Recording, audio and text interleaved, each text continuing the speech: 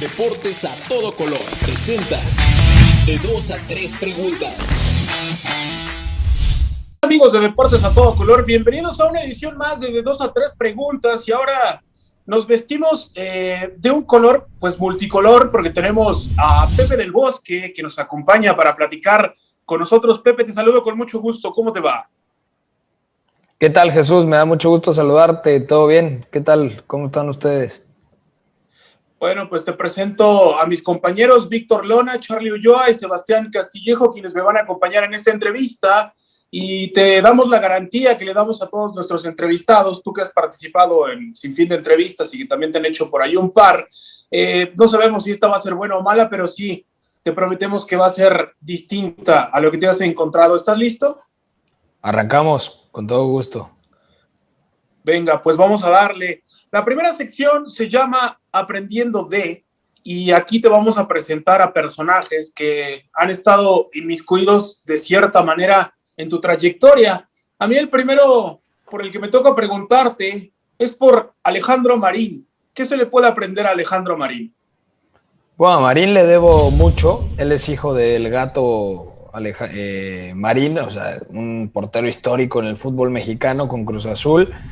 Y él es el que realmente me presenta la táctica, porque yo, como casi todos los aficionados al fútbol, estábamos más en el lado de lo pasional, de lo emocional, y llega un punto en el que te preguntas los porqués, ¿no? ¿Por qué pasan las cosas? ¿Por qué se para así un equipo? ¿Por qué juega con línea de 5 o con línea de 4? Y él fue mi entrenador en primero y segundo de secundaria, y a partir de ese momento mi visión sobre el fútbol cambió radicalmente, porque me explicó ciertas cosas tácticas yo jugando. Hay una anécdota muy interesante porque era el más bajito del equipo y me hace el medio centro. Y ya como medio centro, yo siempre fui extremo de toda la vida, y como medio centro entendí ciertas cosas que nunca hubiera sido capaz de entender si no hubiera tenido esa función, ¿no? Porque tienes que entender cómo juega la defensa, cómo juega el ataque, cómo tienes que manejar los hilos del medio campo. Entonces, fueron 3 meses, sobre todo, y digo 3 meses porque fue el tiempo en el que estuve, digamos, como titular en ese equipo. Incluso ganamos un torneo interescolar en Monterrey, y yo jugaba como medio centro. Entonces a mí me impresionaba mucho porque mi suplente era el más alto del equipo. Entonces, a partir de esto se alejaron algunos tópicos de que el más fuerte o el a nivel físico más imponente tenía que jugar de medio centro, y me puso a mí, que tenía buen manejo de pelota, manejaba los dos perfiles.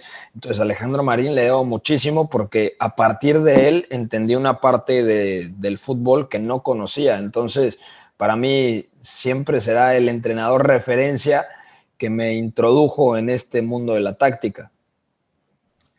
Perfecto, Pepe. Y dime una cosa, o dinos una cosa.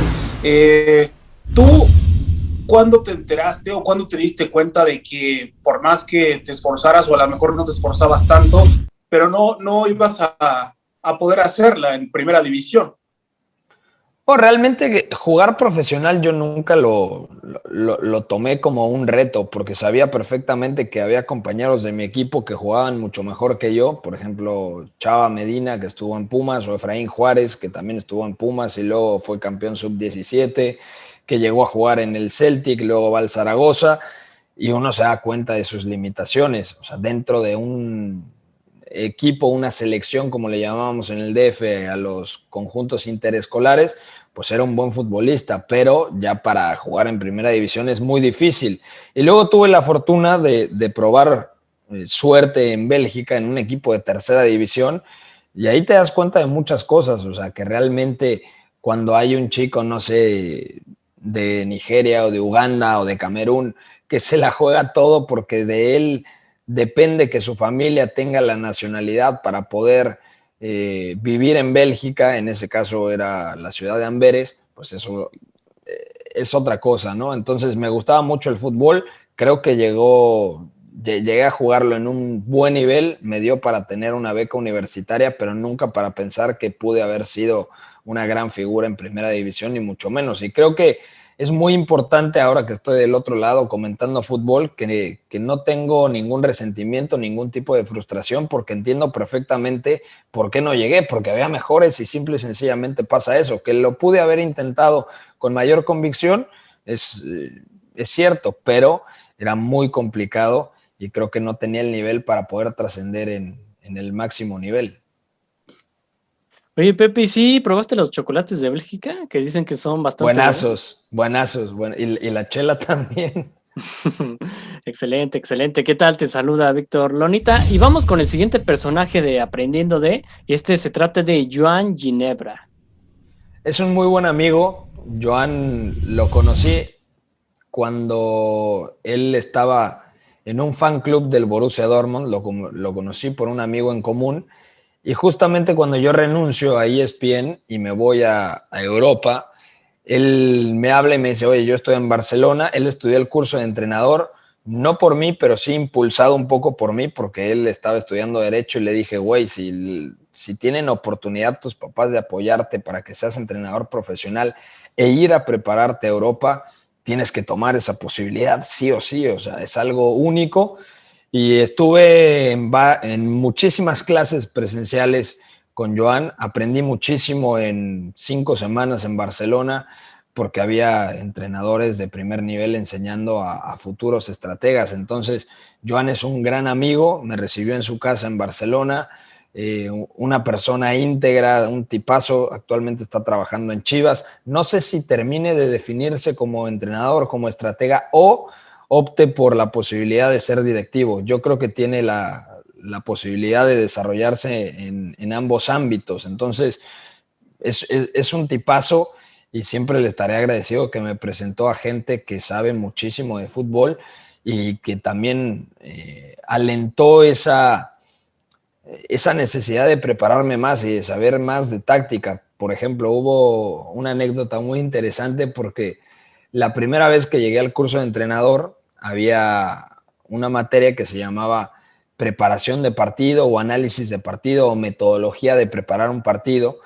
Y Dani Fernández, que escribe en Martí Perarnau o escribía, daba la clase. Un tipo muy conocido. Quien no sabe quién es Martí Perarnau es el que escribió Ger Pep. Y en el momento en el que empezó a hablar de fútbol, uno se da cuenta de que se queda corto a veces en el análisis. Entonces, la primera pregunta, que fueron varias preguntas en una misma, te preguntaba cómo se posicionó, porque empezamos a desmenuzar el España-Italia de la Eurocopa de 2016, cuando Antonio Conte le da un baño monumental a Vicente del Bosque. Y entonces te dice, bueno, ¿cómo se paró Italia? ¿Cómo se paró España? ¿Qué hacía España cuando no tenía la pelota? ¿Cómo presionaba Italia? O sea, identificar las 4 fases del juego, que para la gente que no sabe qué son las 4 fases del juego es qué hago cuando tengo la pelota, qué hago cuando pierdo la pelota, qué hago cuando la recupero y qué hago cuando no la tengo, ¿no? Entonces, es muy fácil de decir, pero luego cuando lo ves, cuando lo visualizas, entiendes muchas cosas. Y en esa clase a mí me pareció tremendo lo que me explicó Dani Fernández. Entonces me alentó a ir constantemente de oyente. Me ayudó mucho la Federación Catalana de Fútbol, porque me dijo, sí, tienes puerta abierta para venir como periodista. Yo no tengo la intención, al menos hasta ahora, de ser entrenador de fútbol, pero sin duda me ayudó muchísimo. Y esto se lo debo a Joan, que habló con la gente de la Federación Catalana de Fútbol para que me permitiera el acceso a estar de oyente. Sí, bueno, y tu amigo Joan, que inclusive en sus redes sociales tiene foto con Pep Guardiola y diferentes personalidades del fútbol. ¿Tú cómo ves a este entrenador? Y te lo pregunto porque inclusive hemos platicado con Ricardo Lavolpe y dice que no le gusta para nada. Pero tú que estás tomando este curso y que ya tienes más ideas tácticas y sobre ese sentido, cuéntanos, ¿tú cómo ves a Pep? ¿Realmente sí es un entrenador muy bueno o es alguien sobrevalorado, como a veces se menciona? Yo creo que es uno de los mejores estrategas del mundo. El tema con Guardiola, o sea, no se puede decir que hay uno solo como el mejor del mundo. A veces una temporada es Flick, otra temporada es Tuchel, otra temporada es Klopp, otra temporada puede ser Nagelsmann, otra temporada puede ser un entrenador que quizá no es tan estratega, pero que en el fondo también lo es. Puede ser mucho más gestor que estratega, como el caso de Zinedine Zidane, que no es fácil poder administrar una plantilla como la del Real Madrid. Entonces, cambia mucho, pero a nivel estratega, a nivel metodológico, creo que Pep Guardiola sí es el mejor, porque en la última década uno revisa, pues sí, está el Barcelona de 2011, el Bayern Múnich de 2016, independientemente de que pierde la semifinal contra el Atlético de Madrid, me parece que fue el equipo más convincente en la temporada. Lo que ha hecho con el Manchester City, una temporada de 100 puntos, luego de 98 puntos. Esta temporada misma es candidato, bueno, se va a llevar la Premier, está en la final de la Copa de la Liga contra el Tottenham, está en semifinales de la FA Cup, en donde enfrentará al Chelsea y seguramente si accede a la final le ganará al Leicester o al Southampton. Tiene la Champions, un reto complicado, seguramente accederá a semifinales y ahí le tocará un peso pesado, ya sea el vigente campeón o el vigente subcampeón, Bayern o Paris Saint-Germain respectivamente. Pero yo creo que lo de Guardiola es tremendo, sobre todo porque uno analiza todo lo que hace su equipo. O sea, cuando el equipo debe de llevar la iniciativa, la cantidad de recursos que se inventa, lo de Joao Cancelo, que era un lateral, y lo pone a jugar en el centro del campo, o a veces lo pone como lateral muy abierto por izquierda. La función de los futbolistas del centro del campo, el paso adelante que ha dado Rodri Hernández, Gundogan, que es el goleador del Manchester City siendo centrocampista esta temporada, la evolución que ha tenido Kevin De Bruyne. O sea, yo creo que la carrera de Pep Guardiola también hay que analizarla a partir de futbolistas puntuales, como el caso de Philipp Lahm, lo que pasó en su día con Toni Kroos antes de que llegara al Real Madrid, de Bastian Schweinsteiger, que era un interior de mucho mayor recorrido y lo hace medio centro, Lahm de lateral a centrocampista, Robben y Ribéry, que eran extremos puros y también los pone en determinados momentos en carriles interiores, Dani Alves en el Barcelona, el propio Messi con el tema del falso 9. O sea, yo creo que es increíble lo de Pep Guardiola. A mí me parece uno de los mejores entrenadores de la historia, no sé si el mejor, porque ahí está Arrigo Sacchi, hay que irnos al Brasil del 70, o sea, hay muchos entrenadores, pero de los que he visto, yo creo que a nivel metodológico, creo que Guardiola es uno de los mejores sin duda. Bien, Pepe, te saluda Chernobyl, qué gusto platicar contigo y vámonos siguiendo con el aprendiendo de, vamos ahora con Eduardo Vizcayart, también analista de fútbol, el argentino. Cuéntanos qué se le puede aprender a Eduardo Vizcayart.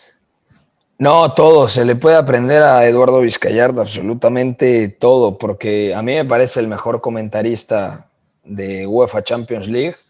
Es analista, es comentarista, sabe detectar el ritmo del partido, que eso es muy complicado, porque tú puedes comentar sobre la marcha muchas cosas de fútbol. Puedes dar datos, puedes tener un dossier de prensa de la UEFA y puedes comentar 20,000 cosas. Y yo creo que la mayor virtud de Vizcayart, que obviamente lo ha desarrollado con el paso del tiempo, es la sensibilidad para poder dar el comentario justo en el momento indicado de qué es lo que está pasando en el partido. Se convirtió en uno de mis mejores amigos. Hoy en día hablo con él de cine, de filosofía, de la vida. De fútbol a veces es de lo que menos hablamos.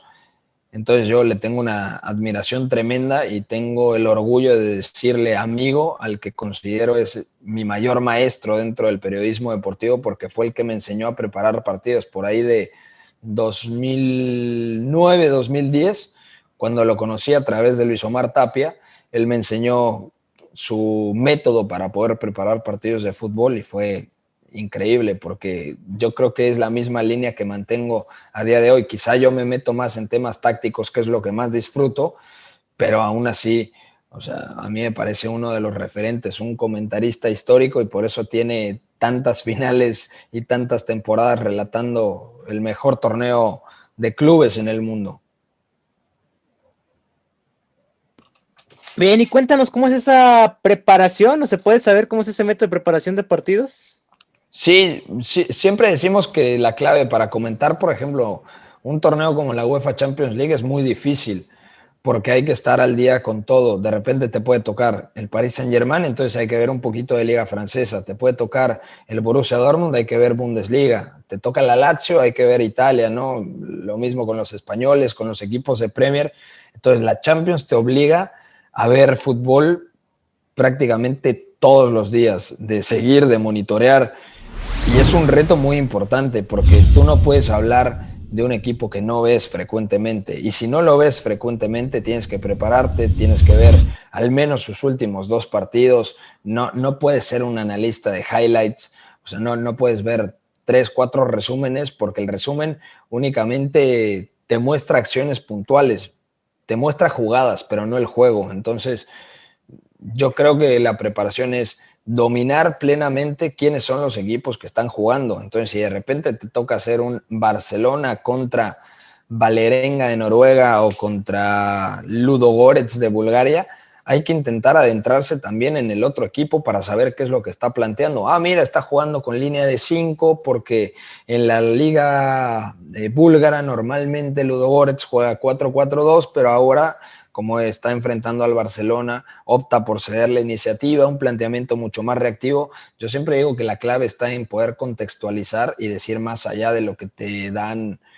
No sé, la UEFA siempre, a los que comentamos Champions, nos dan un dossier de prensa enorme, ¿no? Donde vienen datos de esos que saca Mr. Chip, que a mí en una transmisión no me sirven absolutamente de nada, ¿no? Si el X estadio fue fundado en 1914 y el primer gol fue en 1908, eso da lo mismo. A la gente le interesa saber qué es lo que está pasando y por qué pasan las cosas, por qué un entrenador apuesta por un futbolista, por cómo puede condicionar el partido tal futbolista. Entonces, la clave para poder hablar y analizar el fútbol es conocer a los equipos y conocer el tipo de jugador, ¿no? Porque muchas veces dicen, es un cambio defensivo, entró un defensa, pero no saben que si entra un defensa, adelanta al lateral y el lateral se convierte en volante y el que estaba en volante se convierte en media punta. Entonces, ya todo el parado cambió y el equipo termina siendo más ofensivo. Entonces, siempre hay que alejarnos un poco de esos tópicos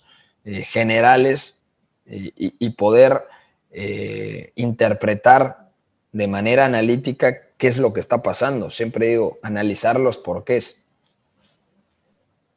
¿Qué tal, Pepe? Te saluda Sebastián Castillejo. Un gusto escucharte y robarte aquí algunos tips para el análisis de los partidos.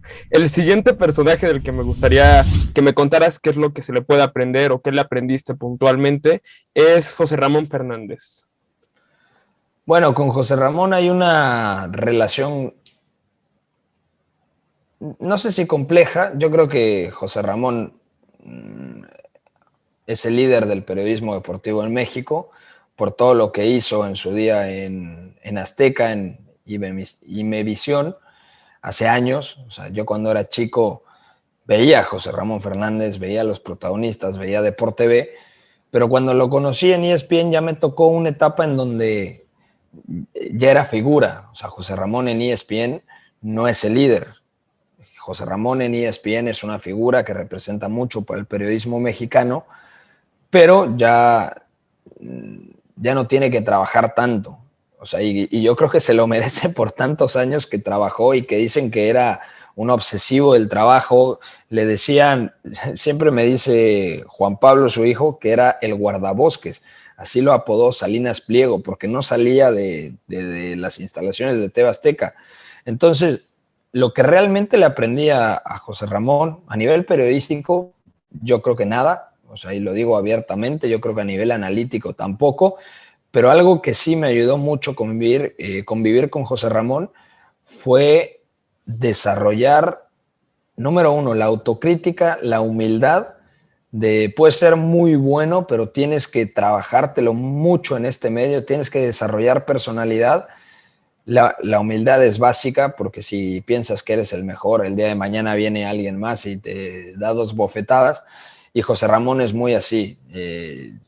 Mi chamba, o parte de mi chamba en ESPN, era ser, entre comillas, el apuntador de José Ramón Fernández. Yo le iba redactando o escribiendo las cosas que él comentaba en los partidos de Champions, y por lo mismo, si le tocaba un Arsenal contra Slavia Praga de fase de grupos, pues lo agarrabas un poco descolocado.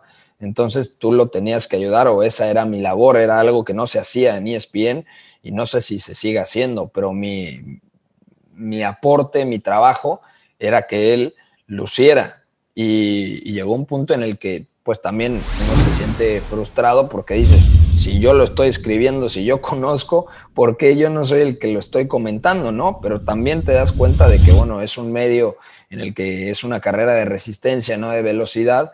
Y José Ramón, sobre todo, te ayuda para fortalecer el carácter, porque es un tipo que nunca te va a decir que las cosas se hacen bien, siempre te va a mirar hacia abajo. Y no lo digo en mal sentido, ni mucho menos. Es su forma y no quiere decir si está bien o está mal. Es así y creo que con su fórmula muchos han llegado, ¿no? O sea, si tú le preguntas a gente de TUDN, de TV Azteca, de Fox, de ESPN, de Claro Sports, de Imagen Televisión, todos hemos trabajado de Récord, de cualquier diario, todos, o por lo menos hay uno que trabajó con José Ramón Fernández. Entonces yo creo que me tocó una etapa distinta de José Ramón.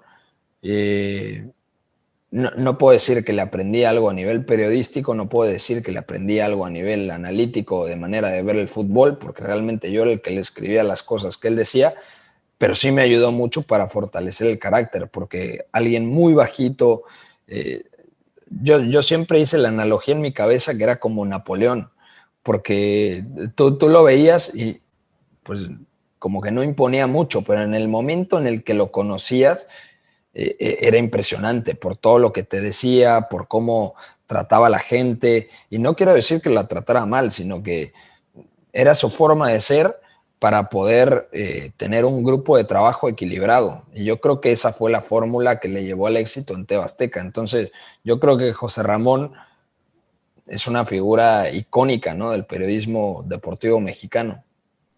Sí, sin duda. Ahora que lo mencionas como tal, pues sí, se me vienen a la mente 1000 anécdotas de otras entrevistas en las que hablan todos de cómo conocieron a José Ramón y que generalmente lo primero que recibieron fue un insulto o una pregunta como tal. Pero algo que también me brinca es que justo empezando esta entrevista mencionas que te diste cuenta que a lo mejor para ser futbolista no te iba a alcanzar por distintos factores.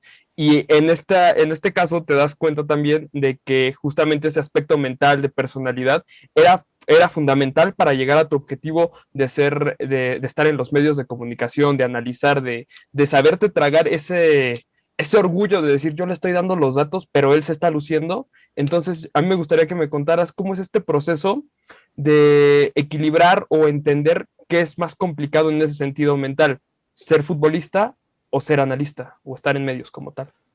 O sea, yo creo que lo de ser futbolista lo deseché desde la secundaria. O sea, al final se presentó la oportunidad de jugar en Bélgica terminando la preparatoria, pero ahí te das cuenta de que no vas, o sea, que no hay oportunidad, que no va más esto. O sea, que juegas bien, igual y tienes una beca universitaria, la conseguí para poder ayudarle a mis jefes a pagar la escuela, ya está ahí. El fútbol me ayudó en cierta medida y me encantaba jugarlo todavía después de la universidad. Lo jugué en una liga interna de una escuela que tenía relativamente buen nivel y ahí quedó. Y como analista es mucho más difícil, creo yo, porque yo quería ser analista más que futbolista. Los futbolistas te dirían, obviamente los que no llegan se frustran. O sea, si le preguntas esto a alguien como, no sé, voy a hablar en voz alta, voy a pensar en voz alta, no sé, a Beto Valdés se lo preguntas, que tuvo muchas lesiones y que era un central que tenía condiciones. Yo vi jugar a Beto Valdés, pero pues las lesiones le truncaron la carrera. Entonces, para él, obviamente, hablar del fútbol va a ser completamente distinto a lo mío. A mí me gustaba comentar, sobre todo partidos de fútbol internacional. Ahora hago mucho fútbol mexicano desde hace 3, 4 años entre Imagen y W. Tengo que hablar mucho de fútbol mexicano y también me gusta porque de hecho me adentré en el mundo del fútbol gracias al fútbol mexicano y a mi padre. Entonces yo creo que esa frustración llega a un punto en el que te la tienes que jugar. En el periodismo te la tienes que jugar. Entonces ya llevaba 3 años y cacho en ESPN y dije, mira, yo le estoy dando los datos. José Ramón es top en la industria, ahora que le gusta mucho decirlo Álvaro Morales. Realmente yo creo que el ícono en la industria del periodismo deportivo mexicano, el único que todo el mundo te va a decir, sea cierto o sea falso, es José Ramón Fernández. O sea, José Ramón es el número uno, ¿no? No sé si sea el mejor analista, el mejor periodista, el mejor comentarista, lo que sea, pero a nivel general, si hacemos un censo, todo el mundo te va a decir, bueno, con Luis García he platicado y te dice, el uno es José Ramón, lo mismo te va a decir Martinoli. Entonces, O sea, yo creo que esa parte de decir, ¿sabes qué? Me la voy a jugar, ya no aguanto, ya no... Yo quiero comentar, yo quiero hacer más. Y llegó un día en el que decidí renunciar, dejé todo, me fui 105 días a Europa, estaba la Eurocopa de por medio, también estaba la final de Champions. De hecho, mi último día de trabajo en ESPN fue la final de Champions que fue en San Siro, y ahí entregué mi último reporte porque mandaba el contenido y dije, bueno, gracias, que estén muy bien. Tuve otro tipo de problemas y se acabó el tema. O sea, no terminé molesto, quizá un poquito frustrado, porque hacía un contenido para otra persona, pero en términos generales yo creo que me ayudó mucho y no sería el que soy ahora sin haber pasado esos 3 años y medio, como dice Marcelo Bielsa, de tragar veneno. Perfecto, Pepe. Pues es muy, muy interesante lo que nos estás diciendo. Y ahora vamos a otra sección que nos gusta también mucho, que se llama Defínemela. Es como si tú fueras el diccionario de la Real Academia de la Lengua Española y tuvieras que definir estos conceptos más que palabras en este caso. A mí me toca el casting protagonista Gillette. O sea, te cuento un poco del protagonista Gillette, o sea, en términos generales. Ajá, que Sí. me lo definas, ¿cómo te parece? Bueno, fue algo súper chido porque ahí todavía estaba en la universidad y conocí mucha gente que actualmente está en el medio. Alfonso Borel, por ejemplo, que ahora se dedica al marketing en la cervecería Corona, un grupo, me parece que es Modelo, ¿no? No la vaya a regar. Bueno, pero trabaja para Corona. Y Santi Puente, por ejemplo, el hijo de Santiago Puente, el relator de Fox, que actualmente es muy amigo mío y que trabaja como inteligencia deportiva en Pumas. Conocí gente súper talentosa. Entonces yo creo que el reto de Gillette, el draft de voces, yo no estuve en el draft de voces porque nunca tuve la intención de relatar ni mucho menos, pero me parece que son dinámicas que motivan a la gente, motivan a todos los universitarios o a todos los que en algún momento de su vida soñaron con relatar fútbol. Entonces me parece que siempre te ayudan, te quedes o no te quedes. Llegué hasta la final donde tenías que relatar algo, me pusieron algo creo que de hockey, la cagué durísimo porque no tenía ni idea de hockey, pero fue algo bien chido porque conocí gente, me paré, hablé de algo que me gusta y luego también te das cuenta de tus limitaciones, ¿no? No puedes hablar de cosas que no dominas y eso es básico en la industria. Yo siempre digo que para hablar de algo hay que conocerlo. Y ahí fue el claro ejemplo de NHL, me pusieron, no tengo ni idea, me quedé callado y dije, yo mismo me di la vuelta y dije, estoy fuera, ¿no? O sea, ya no había más.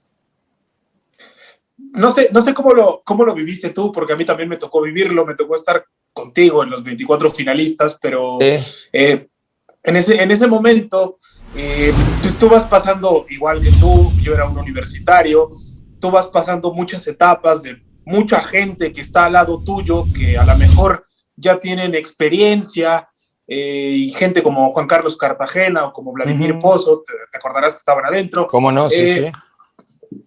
¿Cómo viviste tú ese proceso de, pues, llegar hasta la final? O sea, yo te puedo decir que yo lo viví con muchos nervios y al final fue como un desahogo, pero no sé cómo lo viviste tú. Pero es que la neta no estaba nervioso, estaba más emocionado y motivado. También estaba Vera, por ejemplo, de Sky. Claro. Realmente nervioso no estaba. Me le estaba pasando a toda madre hablando con güeyes que les gustaba comentar de lo mismo. Entonces había un aficionado al Real Madrid, otro al Barcelona, otro por allá del Manchester United, alguien que sabía más de Bundesliga.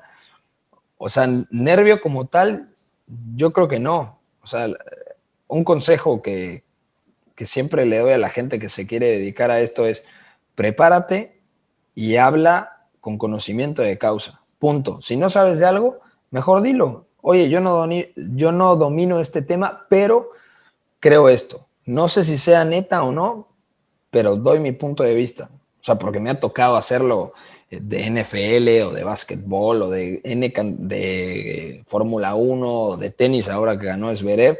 Me toca de repente dar un comentario, ¿no? Entonces yo digo siempre, antes de mi opinión, está la justificación de, yo no soy experto en la materia, pero tal. Entonces yo me la pasaba muy bien en el reto Gillette y no lo sentí ni siquiera como un fracaso, lo sentí como una aventura en donde conocí a gente bien chida.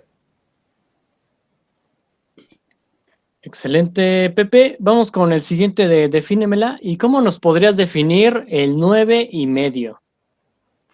Bueno, el 9,5 fue como mi hijo, ¿sabes? O sea, es un proyecto que armé junto con 2 personas, Nicolás Tapia, que se salió muy pronto, y junto a Leonardo Waldman, que todavía, bueno, seguimos en el proyecto, sigo siendo socio, pero ya no participo por diferencias en el plan editorial, ¿no? Ellos quieren hacer otro tipo de contenido en el que yo ya no estoy de acuerdo y por lo tanto hubo una separación. De hecho, el 9,5 actualmente se quedó pues prácticamente sin redactores y sin gente que participe en el proyecto porque no estábamos de acuerdo con que separaran la línea editorial que llevábamos y lo que nos llevó a conseguir patrocinadores. Entonces, en general, el 9,5, o sea, fue, sí, yo creo que como un hijo, ¿no? Que de repente cumple la mayoría de edad, se va de tu casa y ya decide si regresa o no. Y en este caso no regresó porque la mamá le dijo que no había que ver al papá y ya está. Entonces ahí se quedó en el limbo, pero nos dimos cuenta de que más allá de que el 9,5 es un proyecto muy lindo, al final el 9,5 es su gente. Y ahora con Editorial Puskás uno puede ver que todos los redactores que estaban en el 9,5 pues realmente hacen el mismo trabajo o mejor de lo que hacían en el 9,5. Entonces fue un gran proyecto que desafortunadamente no tuvo ¿cuál sería el término? No tuvo sí, no, estoy pensando exactamente cómo definirlo, no tuvo la suficiente sinergia entre los integrantes fundadores del proyecto. Algunos decidían que querían irse por el lado más de la lana y otros preferíamos más por el tema editorial, por el tema del contenido, porque nosotros siempre creemos que somos radicales de algo, hay que defenderlo a muerte, hay que hacerlo. Si te gusta el análisis y hay que hablar del análisis, quédate con eso. Si luego quieres hacer un contenido más ameno, más didáctico, está bien, pero tampoco puedes prostituir tu contenido. Entonces, había muchas diferencias entre lo que creíamos una parte de la sociedad y lo que creía la otra parte de la sociedad. Entonces, ya no dio para más y bueno, está, digamos, en el limbo porque de hecho uno se mete a la web y ya no hay absolutamente nada nuevo. Entonces a mí me da mucha pena porque era un proyecto que sembré desde el principio, que lo llevaba de la mano, o sea, que trabajábamos muchísimo en él y a mí en lo personal siempre me molestó que se minimizara el nivel de los redactores que teníamos, porque ese nivel de redactores que se tenía, uno es asesor de Aymeric Laporte, el futbolista del Manchester City, otro es asesor de Iker Muniain, otro trabaja con Jorge Sampaoli, otro es analista del Santos, o sea, son cosas que no están al alcance de muchos medios, y menos en México, en donde se le da prioridad mucho más al sensacionalismo que al análisis. Entonces a mí eso no me gustó. Y creo que son etapas de la vida en donde te tienes que redefinir, saber exactamente qué es lo que quieres. Si te la quieres jugar con un proyecto independiente, tiene que tener ese proyecto independiente tu identidad. Y el 9,5 siempre fue como una extensión de Pepe del Bosque, realmente, porque todo el mundo identificaba el 9,5 y Pepe del Bosque. De hecho, lo llevé a W y estuvimos más de un año con un programa de radio que ahora seguimos teniendo el programa de radio, pero con un nombre distinto. Porque si la identidad del programa, del medio cambia, pues obviamente cambia todas las, todo lo que viene debajo del proyecto, ¿no? Todas las consecuencias que pueda haber. Entonces, no sea, digamos que el 9,5 está como en un limbo, ¿no? Actualmente. Bien, y bueno, hablemos de otro proyecto tuyo, que ese como tal no está en un limbo, pues está más aterrizado y que es interesante, que es Apuntes de Rabona. Cuéntanos, ¿cómo defines Apuntes de Rabona? Bueno, yo creo que Apuntes de Rabona es un cúmulo de ideas. A mí me invitaron a abrir el canal de YouTube en 2016, justamente cuando regreso de Europa, después de haber renunciado a ESPN, y se reúnen conmigo uno de los socios mayoritarios, Roberto Jiménez, y Diego Andrade, que era uno de los fundadores, y me dicen, oye, nos interesa mucho abrir el canal de YouTube, hay que darle identidad a esto, y empezamos a trabajar. Luego se hizo el análisis de que había que sumar personas, y había dos propuestas. Una que se quedó, que es Marion, que va más a temas políticos y sociales, y el otro era Alejandro de la Rosa, que al final no se concretó por determinadas razones. Con Alex me llevo bien, creo que le está yendo muy bien en TUDN, entonces, bueno, ya no se concretó, pero creo que era una buena posibilidad. Luego se sumó el Cachirul, se sumaron otro tipo de contenidos, ahora están haciendo también temas más periodísticos relacionados al fútbol femenil, que eso está bien chido para poderle dar voz no podemos decir a un deporte, ¿no? Porque es parte del fútbol, pero esa misma parte del fútbol merece los reflectores que no tiene. Entonces es, digamos, como una deuda pendiente que en Apuntes de Rabona lo están intentando, lo estamos intentando rescatar. Yo no soy experto en fútbol femenil, pero me parece que hay personas muy capacitadas para poder hacerlo y eso está muy padre, ¿no? Que lo puedan desarrollar ahí en Apuntes de Rabona. Entonces, yo estoy contento con lo que representa Apuntes de Rabona porque creo que es algo diferente en el periodismo deportivo mexicano. Entonces, un canal de YouTube que tiene 84,000 suscriptores, que hemos entrevistado a quien hemos querido, o sea que tenemos una entrevista de más de 1 millón de visitas con Luis García, que tenemos entrevistas muy interesantes con Héctor Huerta, con Carlos Albert, con personajes densos del periodismo, con figuras del fútbol mexicano como Luis Roberto Alves Sague.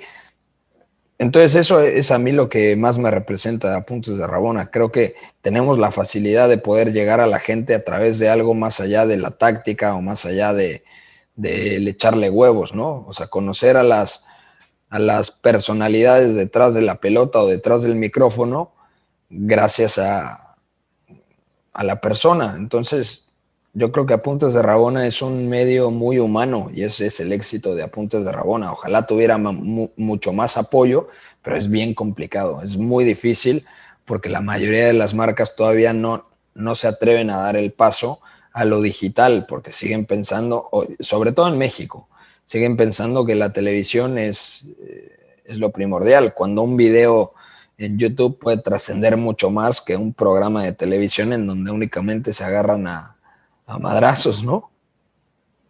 Sí, sin duda, y también hay que confesar que algunas entrevistas de Apuntes de Rabona han servido para planear algunas entrevistas que hemos tenido también aquí en Deportes a Todo Color, y de verdad es que son muy disfrutables y aportan muchísimo para el conocedor promedio o el que quiere preparar algo un poco más allá.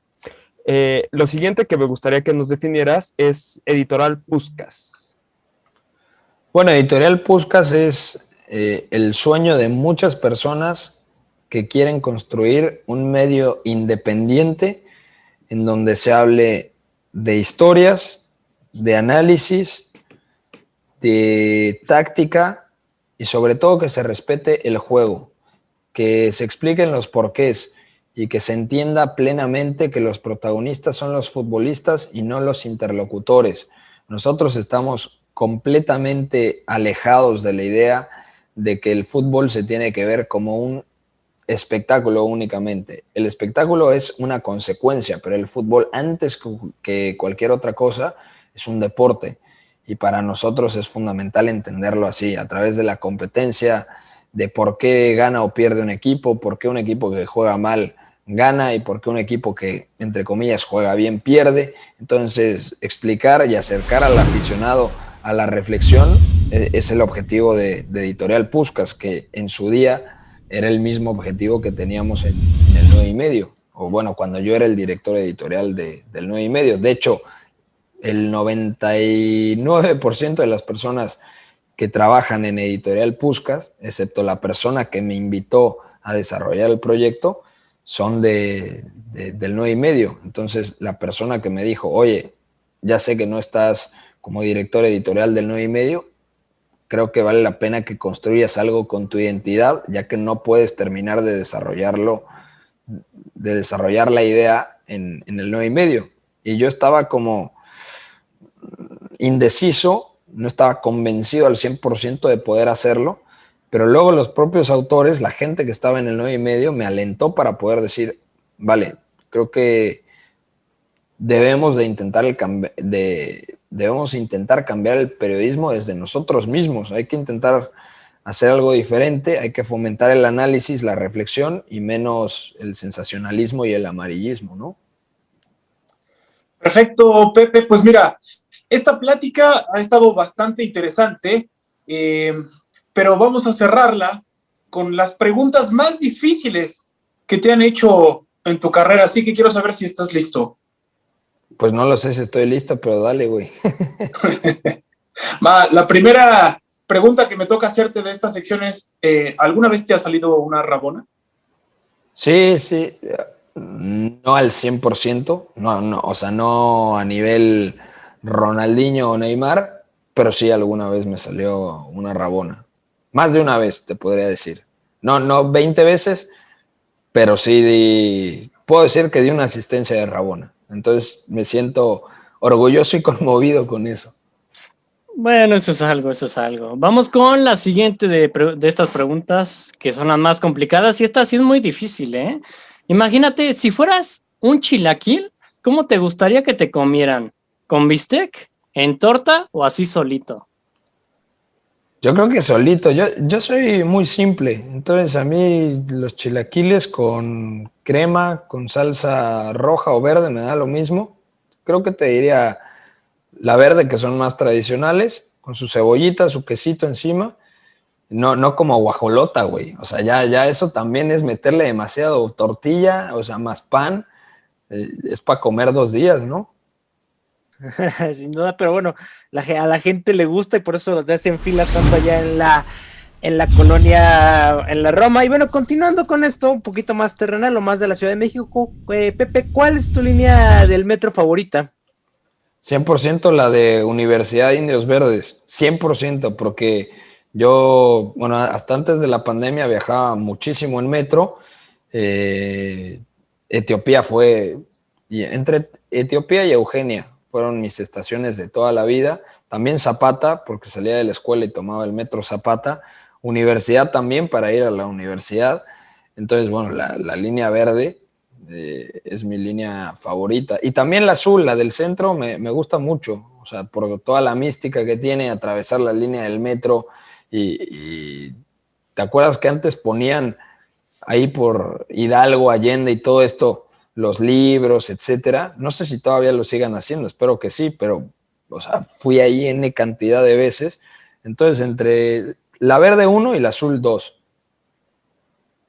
Muy bien, muy bien. De hecho, ahí en División del Norte también tenían como una exposición donde siempre ponían cosas distintas, qué de circo, qué de fútbol, qué de músicos.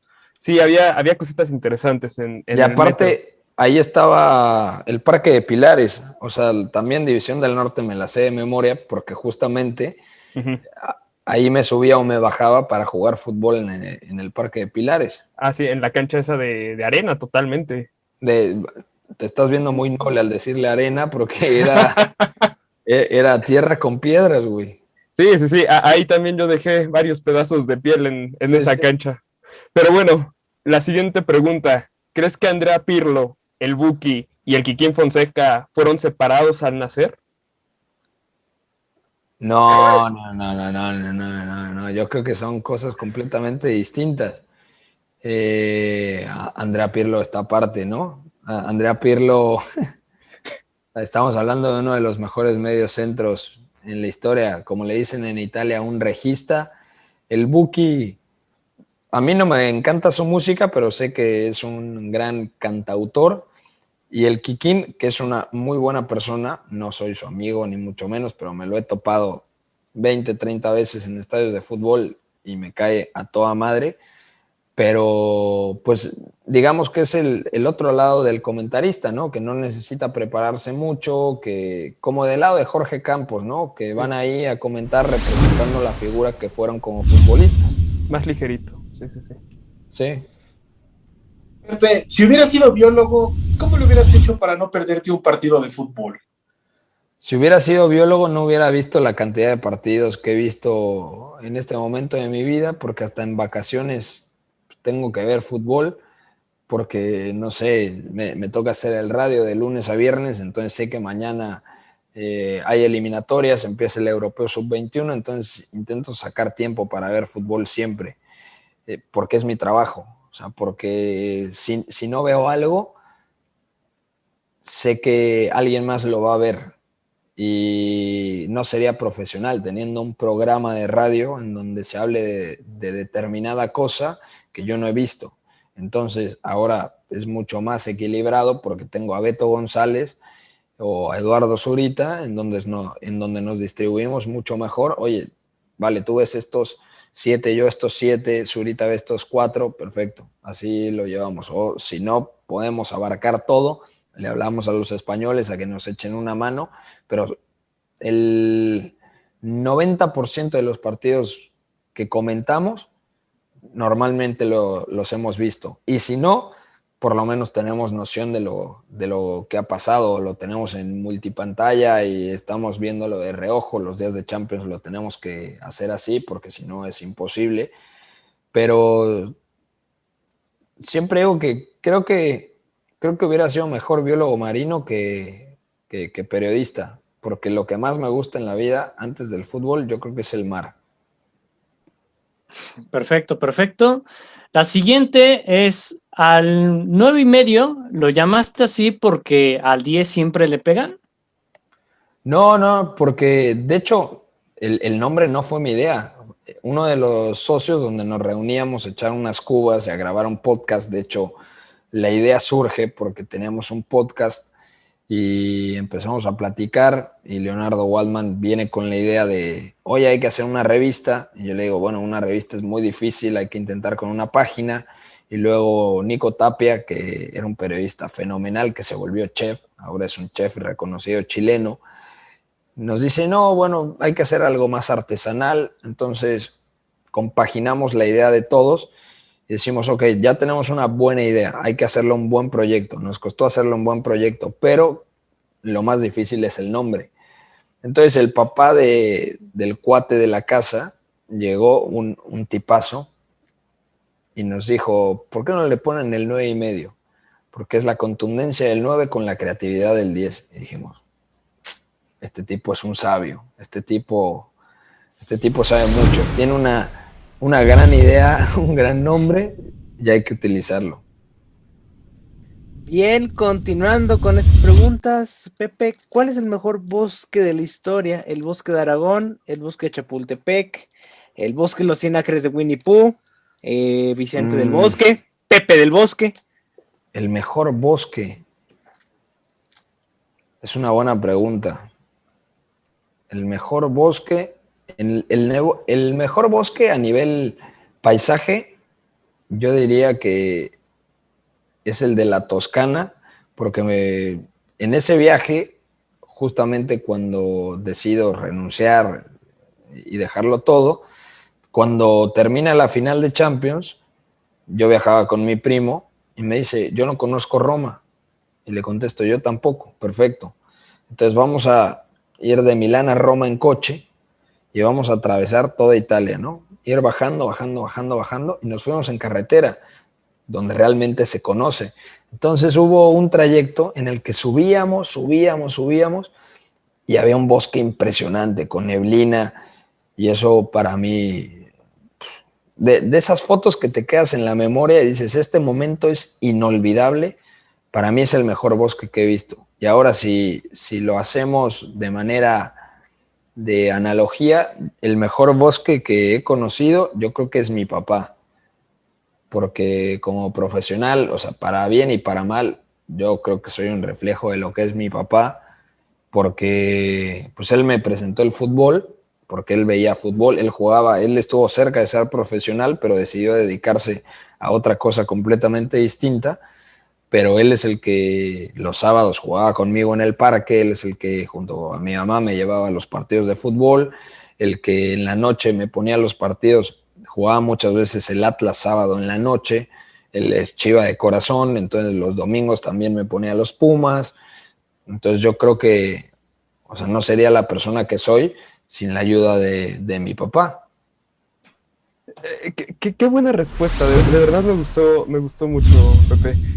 La siguiente pregunta es relacionada a este tiempo de confinamiento, de autoexploración propiamente, en el cual pues no podíamos salir y teníamos demasiado tiempo libre. ¿Cuál es el hobby que descubriste en esta pandemia? Yo creo que, y seguramente le ha pasado a muchos, yo creo que no tuve un hobby en esta pandemia. O sea, creo que fue muy fuerte lo que pasó con el 9:30, porque empezó la pandemia y le invertía muchas horas al 9:30. Y de repente cuando me dicen que ya no soy el director editorial, digo, bueno, todo el tiempo que le invertí cuando podía hacer otro tipo de cosas, como que me decepcionó bastante. Entonces no me dio tiempo de desarrollar un hobby. O sea, realmente, como trabajo tanto tiempo, intento que mis ratos libres sean enfocados 100% en mi vida personal, en viajar, Sí. en cenar. Me gusta mucho comer y siempre que como, siempre que viajo, lo hago con mi novia. O sea, que se ha convertido como en mi cómplice y es la que me ayuda en esos momentos de Dalai para poder desconectar.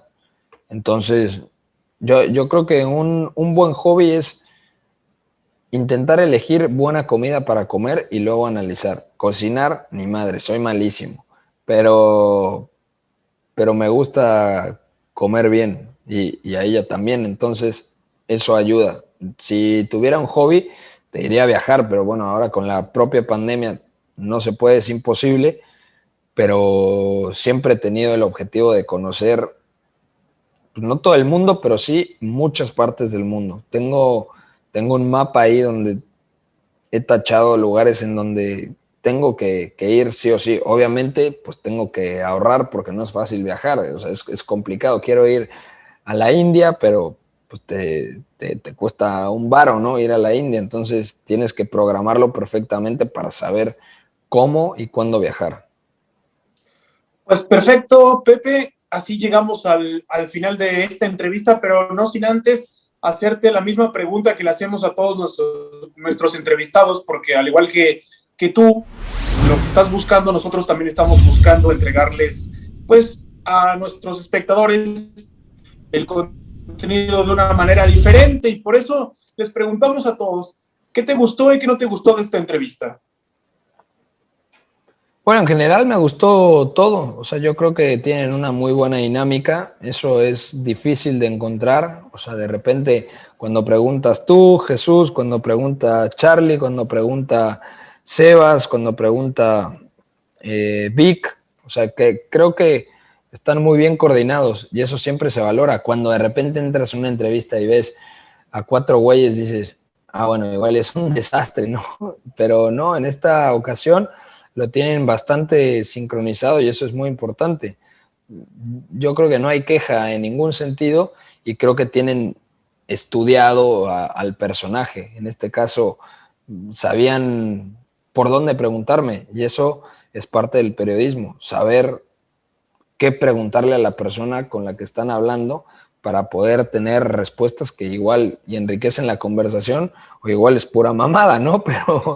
Pero da lo mismo, ¿no? O sea, al final ustedes tienen que hacer su chamba como cualquier entrevistador para poder enriquecer la conversación y que una conversación entre 2 o 3 o 4 o 5 personas le sirva a todos los que la están escuchando. Pues nosotros te agradecemos, Pepe, este tiempo y que te hayas tomado, pues sí, el tiempo para platicar con nosotros. Esperamos que sea la primera de muchas. Y no me queda más que agradecerte a nombre de Víctor Lona, de Sebastián Castillejo, de Charlie Ulloa. Mi nombre es Jesús Hernández Nos estamos escuchando y viendo en la próxima emisión de 2 a 3 preguntas. Recuerden compartir el contenido en nuestras redes sociales porque es por y para ustedes. Nos vemos a la próxima.